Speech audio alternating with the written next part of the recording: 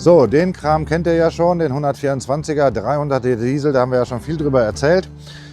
Läuft übrigens immer noch und wird von Tag zu Tag besser und ja, macht immer noch im Prinzip Freude.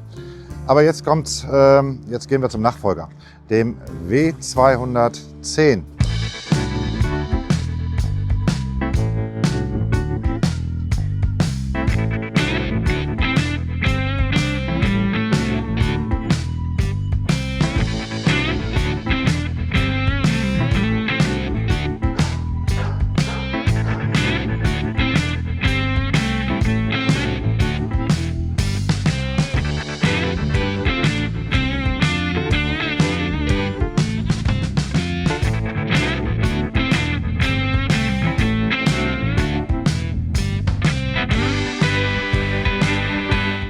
Der wurde 1995 vorgestellt als Nachfolger dieses 124. Und auch wenn er komplett anders aussieht, also hat mit dem konservativ gestylten 124er im Prinzip nichts mehr zu tun, sondern ist im Prinzip so eine richtige funky Bude geworden. Also für Mercedes-Verhältnisse fast wahnsinnig aufregend. Wie ich finde, zu verspielt das Design. Ich mochte es nie. So, ich habe 95 sogar die Präsentation von diesem Fahrzeug machen dürfen, diese Pressepräsentation, und fand das auf den ersten Blick unglaublich gewöhnungsbedürftig, um das mal freundlich auszudrücken. Also es gab dieses berühmte Vier-Augen-Gesicht. Hauptscheinwerfer und dann hier die Zusatzscheinwerfer. Und die Nebelleuchten waren hier unten in der Stoßstange gebaut. Also beim 124er war das hier alles vorne in der Leuchteinheit. Hier hat man das getrennt, Hauptscheinwerfer, Fernscheinwerfer und dann da die Nebelscheinwerfer. Genau, und dieses Auto hat sogar einen Design Award bekommen. Fragt mich jetzt nicht welchen, aber irgendeiner hat es bekommen. Ich weiß nicht warum. Also mir hat es nie gefallen, weil nicht nur die Front, sondern auch diese hohen Kotflügel, die dann hier von der Tür auf einmal endeten und dann geht das hier wieder so runter. Und ganz fürchterlich fand ich und fast schon kindisch, dass man hier wieder dieses Element des vorderen Rundscheinwerfers an der Heckleuchte aufgenommen hat. Aber er hatte natürlich auch im Vergleich zum 124 wahnsinnige Vorteile, nämlich zuerst, er ist wahnsinnig groß geworden. Ja, also man sieht das hier im direkten Vergleich. Der 124 sieht da fast schon klein gegen aus. Das Auto hat im Prinzip fast Ausmaße eines 126er damals gehabt. Er ist breiter geworden, er ist länger geworden, er ist höher geworden. Man hatte auch im Fond dann endlich mal ein bisschen mehr Platz. Das war ja im 124 schon etwas beengt. Und wie gesagt, die Seiten haben wahnsinnig gewonnen. Und es kam natürlich auch eine ganze Menge neuer Technik. Das wurde schon größtenteils bei der C-Klasse vorgestellt. Also dass die Schalter nicht mehr irgendwie von oben reingesteckt wurden, sondern von unten. Und es gab keine Leertaster mehr wie beim 124 oder 190. Aber das hatte ich ja schon mal bei der C-Klasse erzählt. Die Materialanmutung auf den ersten Blick war immer noch schön. Also immer noch Mercedes-like. Aber dieses Auto hatte extreme Qualitätsprobleme. Und zwar in erster Linie, was die Karosserie anging. Also diese Autos, und das wisst ihr natürlich alle, weil man die ja immer noch sieht. Komischerweise sieht man noch viele, nicht? Also eigentlich müssten die tatsächlich alle weggerostet sein, weil die rosteten teilweise schon wirklich kurz nach Auslieferung. Das ist gar keine Übertreibung. Sie finden relativ schnell an zu rosten. Und zwar deswegen, da gibt es jetzt unterschiedlichste Theorien. Ich will mich da jetzt auch gar nicht festmeißeln. Also ein Grund war, dass man einen neuen Lack geschaffen hat. Den hat man schon beim 124er eingeführt, bei der Mopf 3. Der war auf Wasserbasis und angeblich waren in diesem Lack Bakterien. So. Und es gab auch eine minderwertige Blechqualität und die Produktionsabläufe wurden extrem beschleunigt. Dadurch, dass das Auto einfach dann schneller durch die Bänder lief, konnte es auch nicht mehr so richtig abtrocknen oder entfetten oder sowas. Also es gibt da unterschiedliche Geschichten. Es gibt auch ein paar Mercedes-Leute, die da so aus dem Nähkästchen geplaudert haben. Also richtig toll war das nicht. Aber es gab auch Ausnahmen. Und zwar, wenn man nämlich den Lack gewechselt hat, hatte man Glück, wenn man so ein Auto bekam, war das mit dem Rost nicht so schlimm. Und dieses Exemplar hier sieht mir so auf den ersten Blick so aus, als ob das eins der Exemplare ist, die Glück gehabt haben. Und der Besitzer, Vorbesitzer und der jetzige Besitzer auch. Wobei auch hier schon natürlich mal irgendwann bestimmt was nachlackiert wurde. Also symptomatische Rostprobleme im Prinzip überall. Also es geht hier an den Kotflügeln los, es geht hier unter den Türen los. Die Schweller rosten, ganz schlimm sind halt die Achsaufnahmen, die rosten tatsächlich weg. Und zwar dann so stark, dass es eigentlich nicht mehr lohnt, dieses Auto zu erhalten. Das zieht sich weiter. Hier hinten Radläufe, hier gerade im unteren Bereich, wo der Schweller in die Radläufe geht, immer weggerostet. Nur nicht bei dem. Kofferraum, Hauben rosteten. Hier neben dem neben dem Heckschloss rosteten die weg. Das kam also von innen weg. Also es rostete im Prinzip fast überall. Die Technik ist tatsächlich sehr robust. Es gab dann unterschiedlichste Motoren.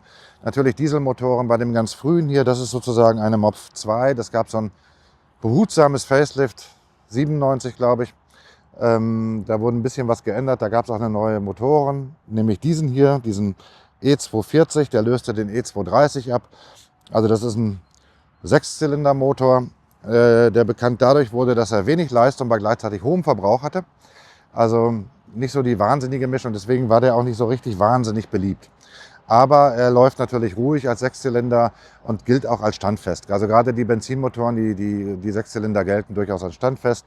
Es gab dann auch Achtzylindermodelle E420 und irgend so eine AMG-Geschichte, da rissen dann irgendwann die Steuerketten. Es gab dann 4MATIC-Versionen, die waren höher, also die waren ein bisschen höher gemacht. Die gab es dann auch als Achtzylinder. Auch nicht ganz einfach, also auch schwierig. Aber diese normalen Modelle waren von der Technik tatsächlich sehr ausgereift und sehr, sehr standfest.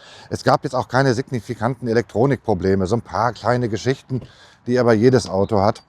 Und es gab dann hier zum Beispiel schon bei der Mopf 1 so eine Wartungsintervallanzeige, die konnte man gucken. Da sagte einem das Auto dann schon ganz früh, wann er wieder einen Ölwechsel will oder das oder dieses oder jenes.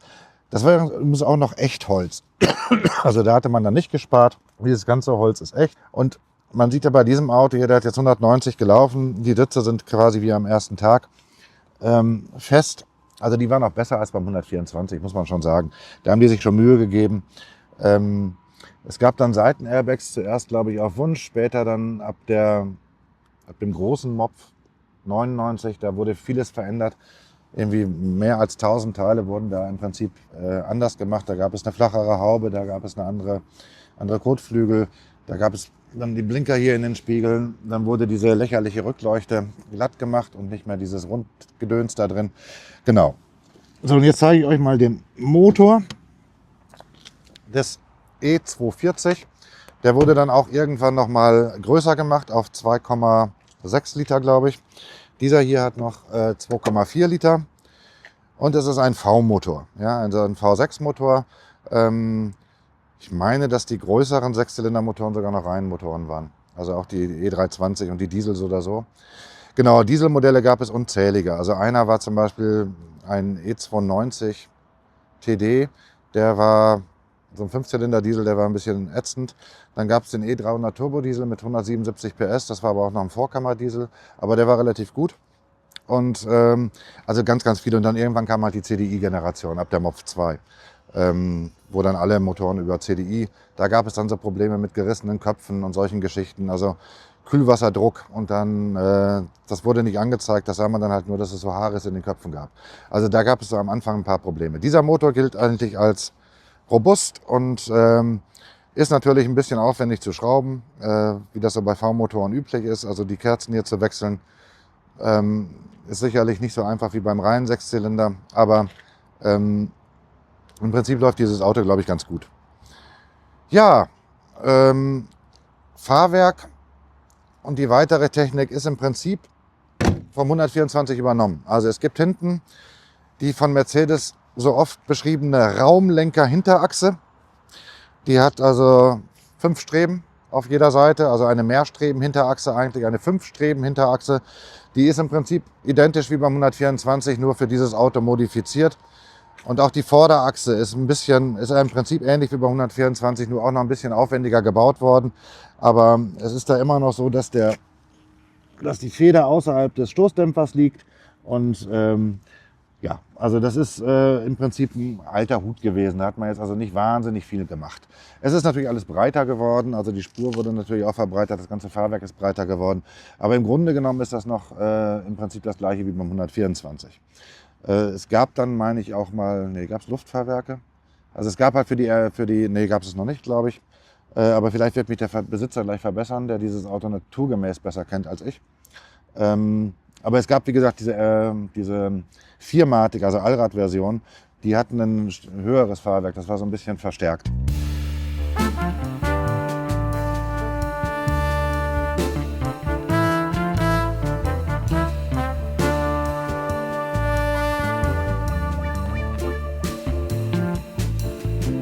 Also so ein Exemplar zu bekommen, ist sicherlich nicht so ganz einfach. Der ist sicherlich sehr gepflegt worden, hat gute Vorbesitzer gehabt, wird auch weiter gepflegt. Ich glaube, für so ein Auto werden jetzt auch schon mehrere tausend Euro verlangt, wenn man es verkauft. Die steigen auch so ganz leicht im Wert. Besonders glaube ich jetzt auch die Benzinmodelle. Diesel ist ja gerade tot. Aber die Benzinmodelle erfahren jetzt wieder sozusagen eine kleine Wertsteigerung. Und natürlich wie immer AMG-Modelle am teuersten. Auch die 8-Zylinder 420 sind sicherlich am teuersten. Die großen 6-Zylinder wahrscheinlich auch.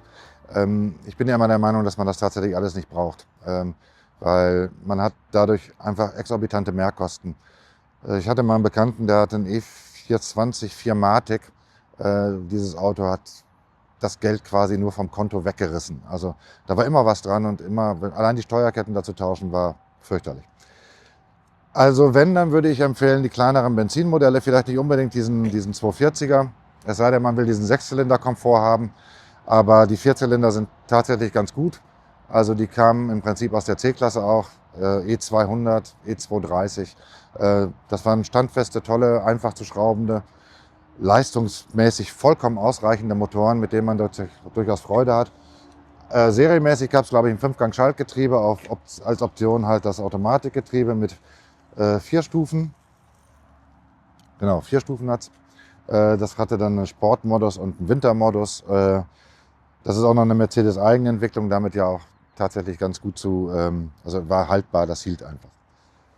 Genau, und der große Vorteil bei dem 210er Mercedes sind im Prinzip die T-Modelle, weil die sind wirklich riesig. Also wer einen Hund hat, einen großen, oder Kinder hat oder zu 5 oder 6 in Urlaub fahren will und keinen Minivan möchte oder keinen blöden SUV, der hat natürlich mit so einem T-Modell, wenn sie denn noch einigermaßen erhalten sind, für relativ wenig Geld wirklich ein tolles Auto. Nur die T-Modelle haben ähnlich wie beim 124 natürlich hier hinten dieses ganze Gedöns mit der Niveauregulierung.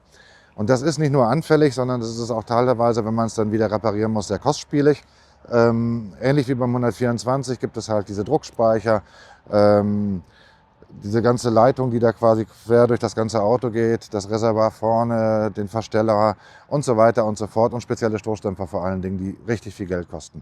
Und ihr habt das sicherlich auch schon gesehen, dass viele T-Modelle immer so hüpfen. Ne? Das ist also immer das Problem. Und gerade bei dem 210er sieht man das öfter, weil diese Druckspeicher hinten, die sitzen doof, habe ich beim 124 schon erzählt. Die sind meistens so vergammelt, dass man die fast nicht mehr rauskriegt, ohne die Leitung da zu zerstören. Das ist das große Manko bei den T-Modellen. Und auch die T-Modelle hatten Rost ohne Ende. Aber die sind tatsächlich wahnsinnig praktisch, muss man schon wirklich sagen. Wahrscheinlich der praktischste Mercedes, den es hier gab. Genau, jetzt stelle ich euch gleich mal Nils vor. Und Nils gehört dieses Auto schon längere Zeit und im Gegensatz zu mir findet er es, glaube ich, richtig wahnsinnig toll und wird mir jetzt wahrscheinlich in vielen Punkten widersprechen, aber hört selbst.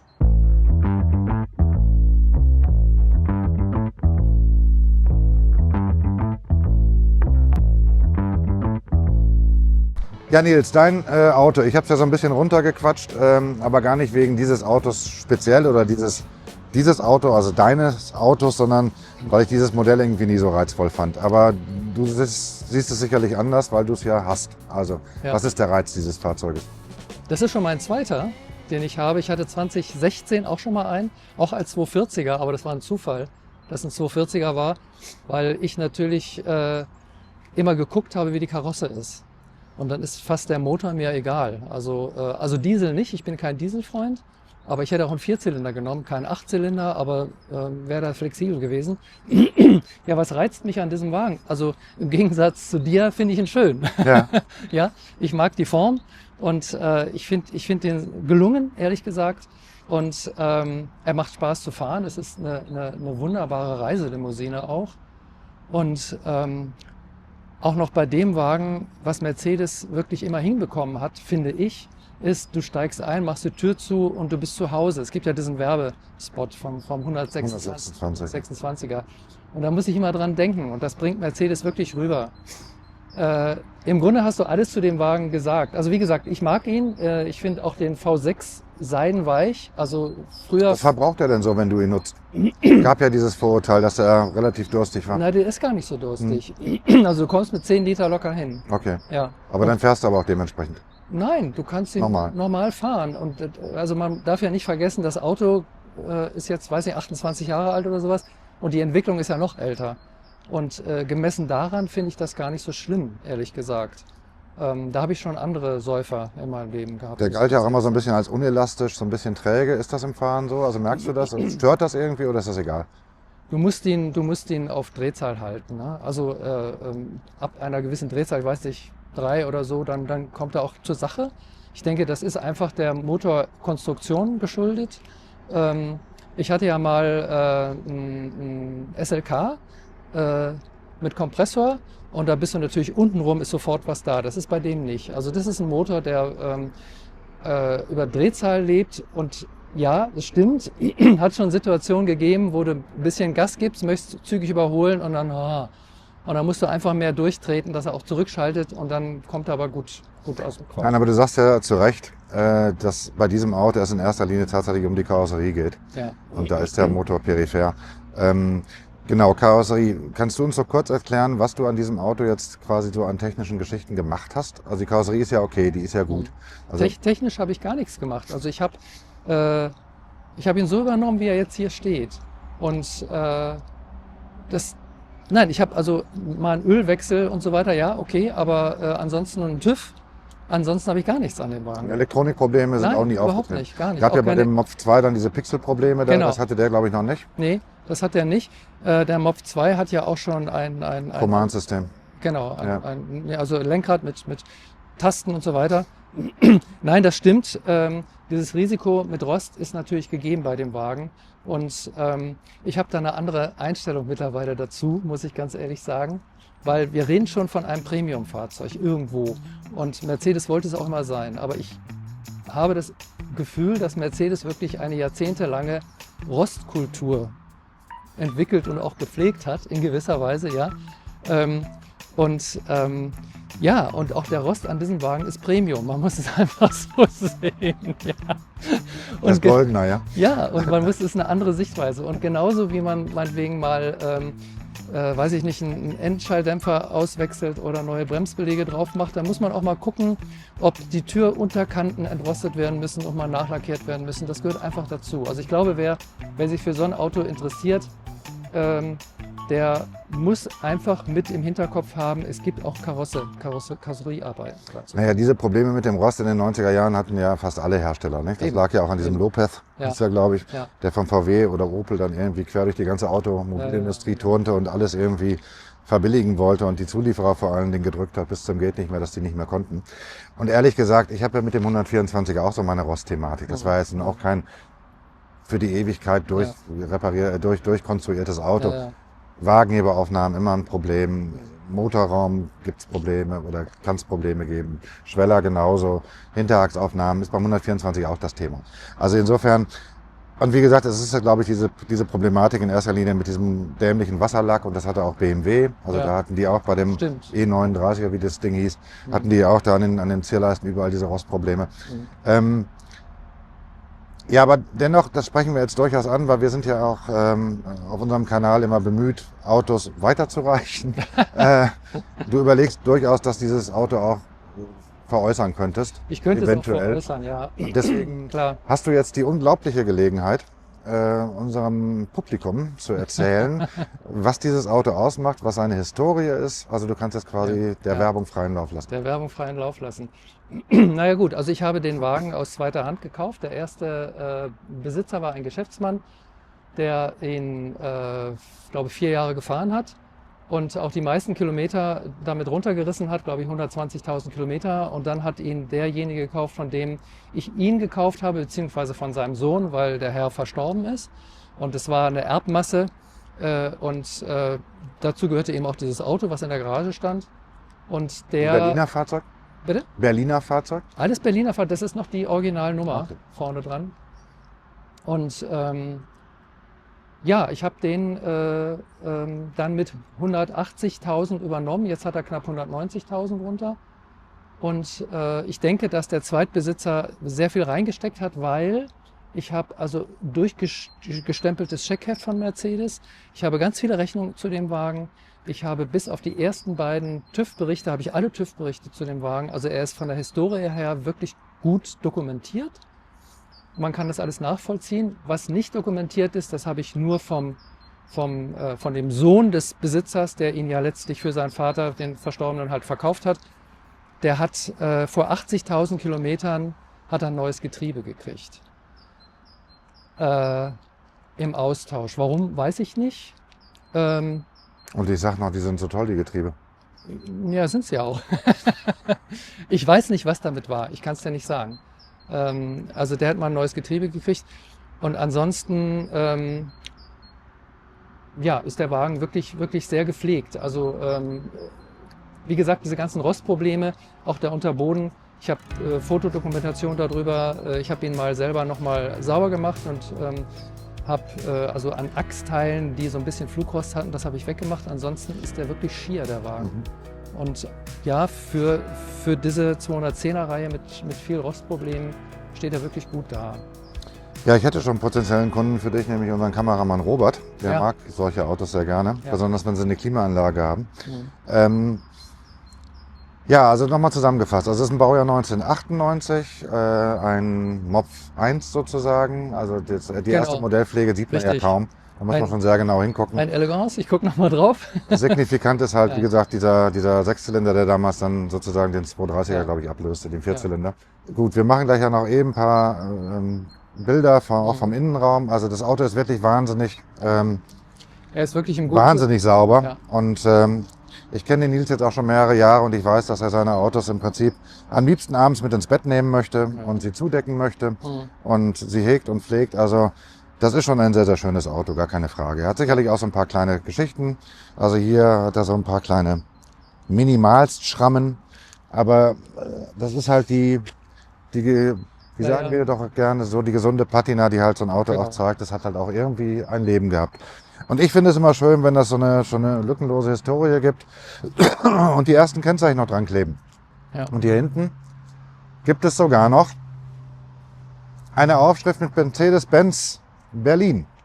Ja, das ist das alte Niederlassungskennzeichen, diese alte Halterung. Ja. Das ist auch noch original. Das finde ich also auch sehr schön. Also das mag ich. Und er hat tatsächlich hier wirklich nirgendwo Rost. Also hier waren die immer weg. Hier hat er so eine kleine Parkdelle, aber so what, das ist halt, Ja, da ist mal einer, also ist er wohl mal Ja. drin, wo du siehst. das ein ist bisschen. vollkommen okay. Aber ein bisschen Patina muss er ja. Und das muss er ja auch haben. Und ich mache jetzt mal, ich öffne mal kurz den Kofferraum, da ist jetzt Ja, ja. nichts Intimes drin. Nein, So, du kannst den. also hier sieht man auch, wie gesagt, das ist alles noch wirklich sehr, sehr gut erhalten, diese ganzen Abdeckungen. Und hier ist noch eine extra Matte. Darf ich mal runter? Ja, ja, klar. Und Das jetzt, drückt das auf. jetzt. Das war eigentlich ganz toll gemacht. Man konnte das nämlich hier so einhaken. Das mache ich jetzt aber nicht, weil die schwere Matte. Also hier, da ist tatsächlich nie ein Unfall gewesen oder so etwas. Das ist wahrscheinlich das Originalersatzrad mit diesem Trichter, der das gleichzeitig befestigte. Ja, das ist im Prinzip noch ein sehr schönes Auto, was sicherlich auch noch sehr, sehr lange, Musst du hinten hochheben, der ist so ein bisschen. sehr, sehr lange halten wird. So. So. Also das ist schon alles. Übrigens diese dritte Bremsleuchte, die man jetzt hier, glaube ich, besser erkennt, weil sie abgedunkelt ist. Das sieht so ein bisschen nachgebastelt aus, nicht? Aber das war original. Das war original. Das hatten die alle. Ja, also das sieht Später wurde das durch LED Genau. so lang. Und was er dann später auch noch bekam, ab der Mopf 2, war dieser Abstandsgedöns da, diese Piepsache. Da hatte man hier hinten dann diese Sensoren drin und hatte vorne und hinten so eine ja, optisch und akustische Warnmeldung. Das waren so Streifen, die dann so Ja. rot und gelb leuchteten. Das gleiche hatte man dann auch noch im Fond. Ach genau, was er auch hatte, das ist Sonderausstattung, also auch aus dem 124er, sind halt diese Kopfstützen, die dann pneumatisch umklappten. Also es gab nämlich hier auch beim 124 war das Aufpreis, meiner hat das nicht. Aber der hat das hier, da gibt es hier dieses wunderschöne Symbol der Kopfstützen und dann klappten die so weg. Zack. Ja, das war schon 124 gezeigt. Aber so eine lustige Sache, ne? Oder das Doofe war immer nur, was ich als Kind immer blöd fand, beim 124, dass man sich die selber wieder hochziehen musste. Das war also eigentlich, man musste sich hier immer den Hals verdrehen. Als Kind war das kein Thema, heute wird es schwieriger. Und dann zog man sich die wieder hier hin und dann konnte man sich da so anlehnen. Aber ja, Auch das hat man aus dem 124 eigentlich übernommen. Also es steckt hier auch noch ein bisschen viel 124 drin, muss man schon sagen. Wobei das hier alles wahnsinnig voluminös ist. Also guckt euch diese Türpappe an. Die ist eigentlich schön verarbeitet, nicht? Hier ist das alles gepolstert und die ist sehr dick. Die geht hier nochmal so raus. Und jetzt guckt euch den doch etwas billig wirkenden Kram beim 124er an. Da ist halt nichts. Das ist einfach nur so rübergewölbt. Das habe ich euch ja schon gezeigt, dass das Zeug sich mit den Jahren verjüngt.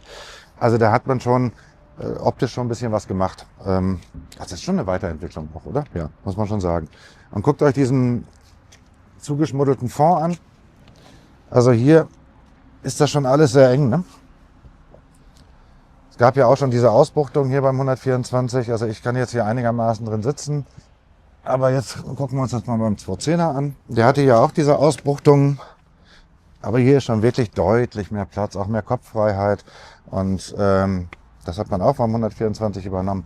Und dann gibt es hier so Gimmicks wie diesen Aschenbecher, der in den Türen sitzt. So. Ja, das ist schon netter gemacht. Also muss man schon sagen. Das ist schon, wirkt schon alles moderner und auch wesentlich hochwertiger. Auch hier, das ist mit Stoff gemacht und nicht wie bei meinem, da mit dem Kunstleder. Und das ribbelt hier auch nicht auf. Der ist ja auch gar nicht, doch, der ist 10 Jahre älter. Ja. Tja. Und keinen hängenden Himmel. Ja, also das gab es auch immer als Problem. Das gab es auch, ne? Und keinen hängenden Himmel. Nee. Ja, das hatten die 124er mir nämlich nie. Wenn war du das. hier mal siehst, hier ist irgendwie nicht sauber rein. Ich habe das Gefühl, dass der mal einen neuen bekommen hat. Ja, das kann gut sein. Das muss ich mal reinpopeln.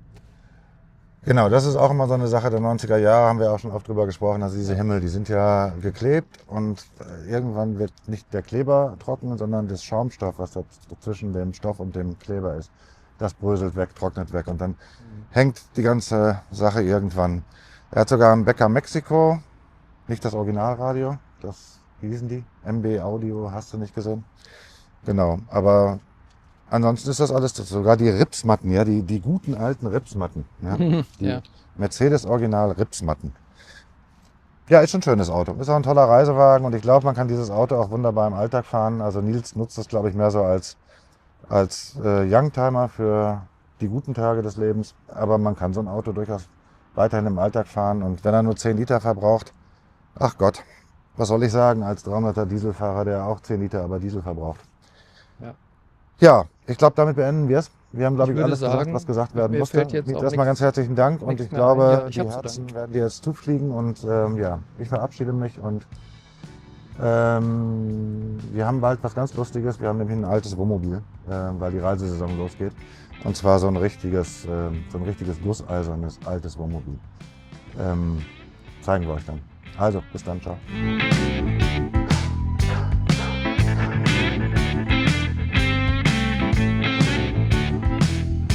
So, wenn euch das Video gefallen hat, dann liked das bitte und abonniert unseren Kanal. Das kostet euch nur einen Klick. Wir haben übrigens, by the way, schon ein riesen Portfolio von tollen Videos, die ihr euch immer wieder anschauen könnt. Also abonniert einfach dieses wunderbare Format Automobil Depression.